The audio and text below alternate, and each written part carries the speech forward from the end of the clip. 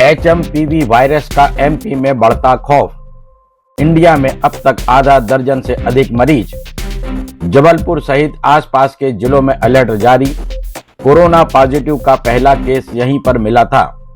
स्वास्थ्य महकमे ने प्रदेशवासियों से की गुजारिश। प्रदेश के सभी अस्पतालों को तैयार रहने के निर्देश। हेलो दोस्तों, रंगे हाथ चैनल में आपका स्वागत है। मैं हूं अकील अंसारी। कोरोना संक्रमण की तरह ही देश में दस्तक दे चुके HMPV वायरस को लेकर मध्य प्रदेश का स्वास्थ्य महकमा अलर्ट हो गया है। मध्य प्रदेश में HMPV वायरस के संक्रमण का खौफ बढ़ता ही जा रहा है। इसकी वजह यह है कि देश भर में अब तक आधा दर्जन से अधिक HMPV के मरीज सामने आ चुके हैं।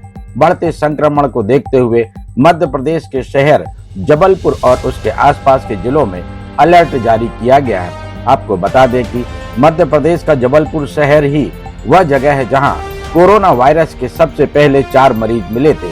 इसलिए स्वास्थ्य विभाग ने यहां की सभी इकाइयों को पूरे एहतियात बरतने के निर्देश दिए हैं।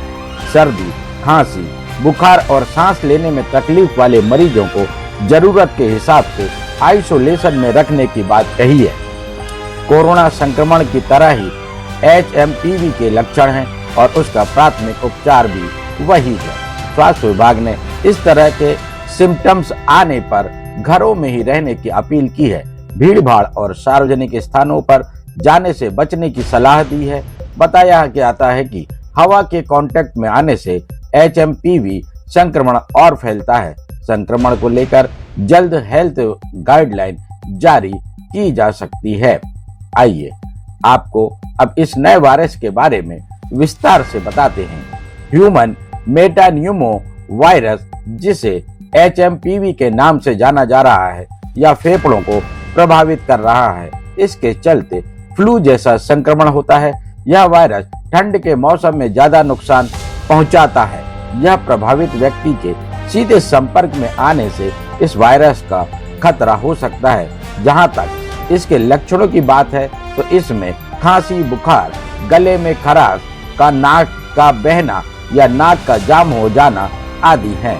कुछ केसेस में सांस लेने में तकलीफ भी हो सकती है। यह वायरस कम उम्र के बच्चों, कमजोर इम्यूनिटी वालों और बुजुर्गों के लिए खतरनाक हो सकता है। फेफड़ों की बीमारी से परेशान लोगों के लिए भी यह खतरनाक हो सकता है।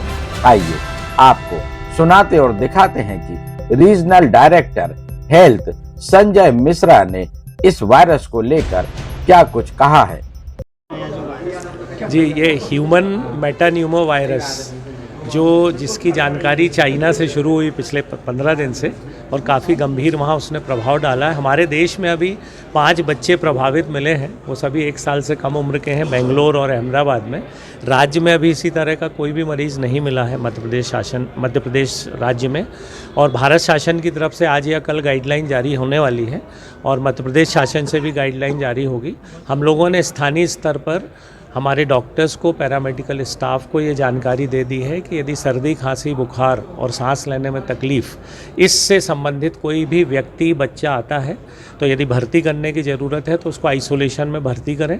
और आपके माध्यम से सभी से अनुरोध है कि यदि इस तरह का लक्षण किसी में आ रहा है तो वो घर में आइसोलेट रहें, डॉक्टर की सलाह लें, भीड़ भरे स्थानों पे ना जाएं, क्योंकि ये वायरस उसी तरह से फैलता है जैसे कोविड फैलता था। तो इसलिए वायु के माध्यम से इसका संक्रमण फैलता है। तो हमें भीड़ भरे स्थानों पर जाने से बचना चाहिए, लोगों से दूरी बना के रखना चाहिए। सबसे अच्छा है कि घर में रहें और घबराने की बिल्कुल भी ज़रूरत नहीं है, क्योंकि अभी तक हमारे देश में जो 5 प्रभावित हैं वो गंभीर स्थिति में नहीं आए हैं। और इसलिए जो हमारे सुरक्षात्मक उपाय हैं उनका पालन करें। कितना डेंजर है ये वायरस? अभी तक तो देखिए, इसमें जो 5 हमारे 2-3 दिन पुराने जो मरीज हैं उनमें कोई भी गंभीर स्थिति नहीं आई है और इतना गंभीर तो नहीं है। कोविड का सामना अपन ने किया है और सबसे बड़ी बात है घबराना नहीं है और पैनिक नहीं होना है, लेकिन सुरक्षात्मक उपायों का पालन करना है। जिला प्रशासन की क्या तैयारी है? जिला प्रशासन, हम लोगों ने अस्पताल में वार्ड निर्धारित कर दिए। मेडिकल कॉलेज में वैसे भी साल भर से एक आइसोलेशन वार्ड रहता ही है, लेकिन अभी तक कोई हमारे यहाँ मरीज ही नहीं आया ऐसा। लेकिन तैयारी पूरी है, भर्ती करने की भी पूरी तैयारी हमारी है। दवाइयाँ हमारे पास उपलब्ध हैं, क्योंकि सिंपल एंटीबायोटिक्स, बुखार की दवाई, सर्दी खांसी की दवाई ही इसमें उपयोग में आती है। आज की खबर में बस इतना ही। अगली खबर लेकर हम शीघ्र हाजिर होंगे। तब तक देखते रहिए रंगे हाथ। हमारे चैनल को सब्सक्राइब कर लाइक और शेयर जरूर करें। धन्यवाद।